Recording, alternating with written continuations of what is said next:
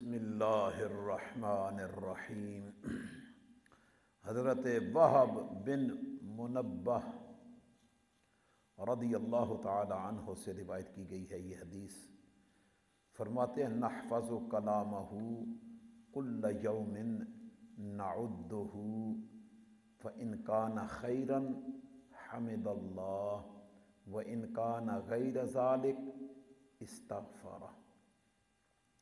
فرماتے ہیں ہم اپنی گفتگو کو، اپنی کلام کو محفوظ کرتے ہر دن۔ اگر ہماری گفتگو اچھی ہوئی تو اللہ کی حمد بجا لاتے، اور اگر اس کے علاوہ ہم سے کوئی گفتگو ہو گئی تو ہم اللہ سے اس کی معافی چاہ لیتے۔ یہ چیپٹر چل رہا ہے زبان کی حفاظت، تو الورع فی اللسان، زبان کے ذریعے سے ورع کیسے حاصل ہو سکتا ہے۔ تو فرماتے ہیں کہ ہم جو بھی ہر دن کی کلام کرتے ہیں نا، اس کو یاد بھی رکھتے اور اس پہ غور و فکر کرتے۔ اگر ہم سے دن بھر میں اچھی کلام ہوئی، اچھی باتیں ہوئیں، ہم اللہ کا شکر ادا کرتے کہ مالک تیرا کرم ہوا، آج کے دن میں خیر کی باتیں ہم سے ادا ہو گئی۔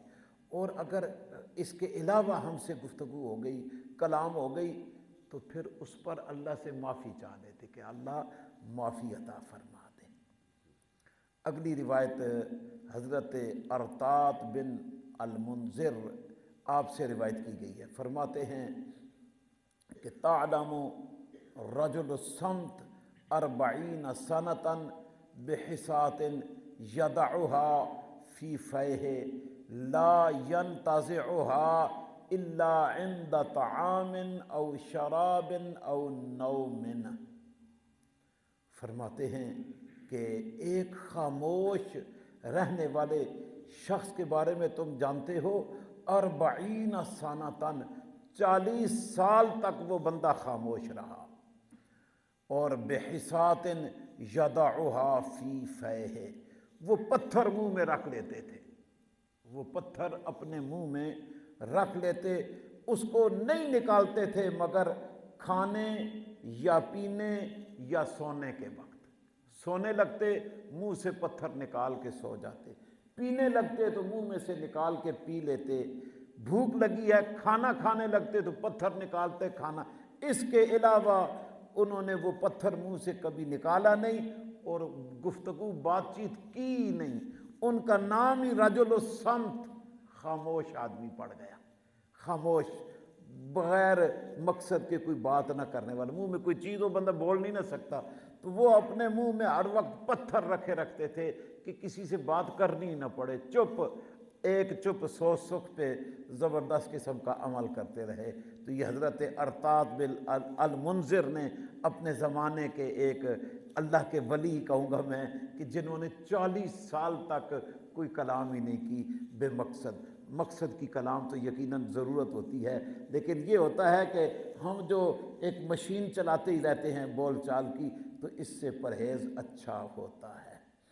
اگلی روایت حضرت سہل بن سعد ساعدی رضی اللہ تعالی عنہ سے روایت کی گئی ہے۔ فرماتے ہیں قال رسول اللہ، اللہ کے رسول صلی اللہ علیہ وآلہ وسلم نے فرمایا من اتقى اللہ کل لسانہ، فرمایا جو بندہ اللہ سے ڈر گیا اپنی زبان کے معاملے میں، کل لسانہ، اپنی زبان کے ہر بات چیت گفتگو میں اللہ سے ڈر گیا، وَلَمْ يُشَفْ غَيْظَهُ، فرمایا کہ اس کا غصہ کسی پر ظاہر نہیں ہوتا۔ اس بندے کو غصہ ہی نہیں آتا جو اپنی زبان کو چلانے میں اللہ کا ڈر دل میں پیدا کر لے، اس کی زبان پہ، گفتگو پہ پھر اللہ کا ڈر غالب رہتا ہے، تو اس کا غیظ و غضب، غصہ جاتا رہتا ہے۔ اگلی روایت حضرت عمر بن عبد العزیز کے بارے میں حضرت صالح بن کیسان فرماتے ہیں میں نے سنا حضرت عمر بن عبد العزیز کو یقول، وہ فرماتے ہیں انی وجدت متقی اللہ ملجما، میں نے اللہ سے ڈرنے والوں کو پایا، ان کو جو ملزم لجام والے لگام والے اپنی زبان کو کنٹرول کرنے والے، ان کو میں نے اللہ کا متقی پایا ہے کہ جنہوں نے اپنی زبان کو جو ہے وہ کنٹرول میں رکھا۔ لجام کا معنی کرتے ہیں تمنعہ التقوی من العدول عن سنن الحق قولا و فعلا، کہ ان کی زبان جو ہے ایسی عظیم کہ وہ تقوی اور پرہیزگاری کی ایسے مرتبے پر پہنچ گئی کہ وہ کبھی بھی حق بات قولاً ہو یا فعلاً ہو اس سے انہوں نے عدول نہیں کیا۔ تو ایسے لوگوں کو حضرت عمر بن عبدالعزیز فرماتے ہیں کہ یہ اللہ سے ڈرنے والے بندے میں نے پائے ہیں۔ اس چیپٹر کی آخری حدیث حضرت ابن بسطام روایت کرتے ہیں، فرماتے ہیں میں نے اپنے ایک پڑوسی سے کہا حل سمعت ابا مالک یذکر من الشعر شیئا، آپ نے ابو مالک کو سنا ان کے اشعار جو وہ ذکر کیے جاتے ہیں، کوئی اشعار وغیرہ سنے؟ قال فرماتے ما سمعتہ یذکر من الشعر شیئا، میں نے نہیں سنا ان سے کہ وہ ذکر کرتے ہوں کوئی اشیاء شعروں کی، الا شیئا واحدا، مگر ایک چیز میں نے ان کے بارے میں سنی ہے۔ قلت ما ہوا، میں نے کہا وہ کیا ہے؟ قال فرماتے قد یحزن الورع التقی لسانہ حذر الکلام، فرماتے ہیں کہ بے شک وہ ورع کے معاملے میں ڈرتے تھے، تقوی کے معاملے میں بچاتے اپنی زبان کو ہر قسم کی بے مقصد کلام سے، حذر الکلام، کلام سے پرہیز کرتے ہوئے بچتے ہوئے کہ ان کی کلام بے مقصد ان سے ظاہر نہ ہو۔ وہ با مقصد گفتگو کرنے والے تھے، بے مقصد ان کی زبان سے کوئی جملہ کوئی کلمہ نہیں نکلتا تھا۔ تو فرماتے ہیں کہ انہیں اس کا غم جو ہے نا یحزن الورع، ورع کا ان کو غم رہتا کہ کہیں ان کے ورع میں فرق نہ پڑے، اس لیے وہ کلام سے بچتے رہتے تھے، گفتگو کرنے سے پرہیز کرتے رہتے تھے کہ ان کی زبان سے کوئی جملہ تقوی اور ورع کے خلاف جاری نہ ہو جائے۔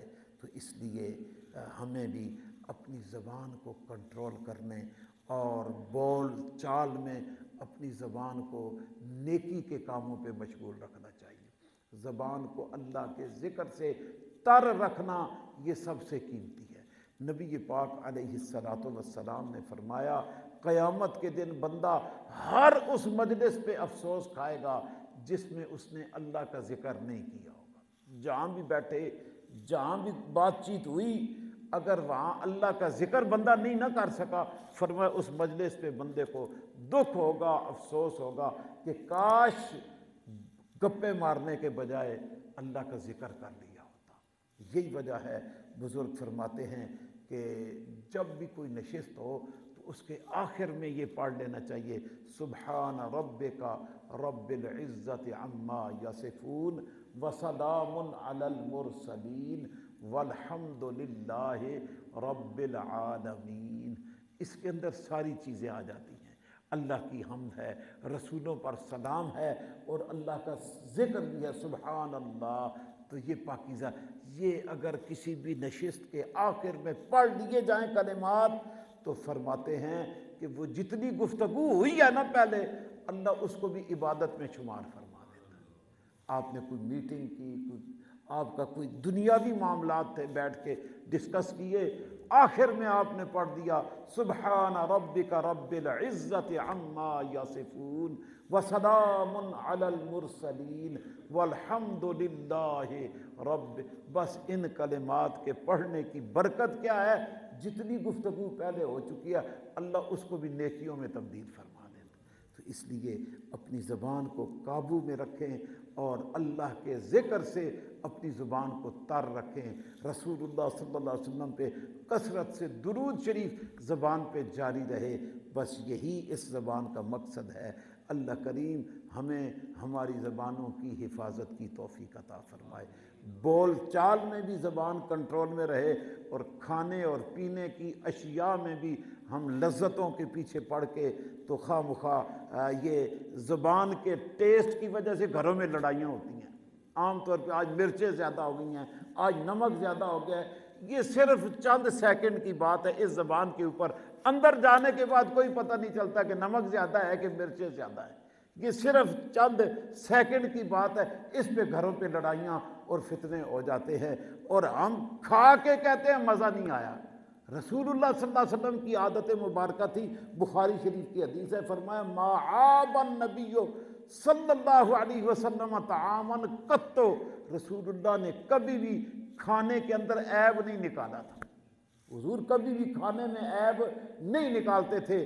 آپ انشتہا اکلا، طبیعت مبارک چاہتی تو آپ تناول فرما لیتے، وَإِلَّا تَارَكَ، ورنہ چھوڑ دیتے۔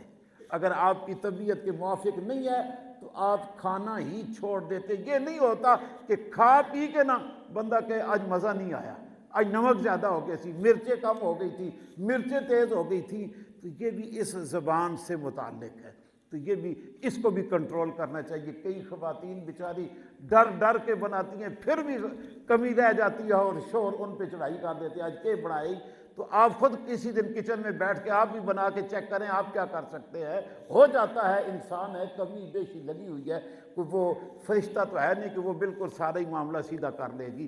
تو گھروں کی بہت ساری لڑائیاں اس زبان کی وجہ سے بھی ہیں، تو اگر اس کو کنٹرول کر لیا جائے تو بالکل معاملہ سیدھا ہو جاتا ہے۔ کوئی اس زبان کو سمجھا دے۔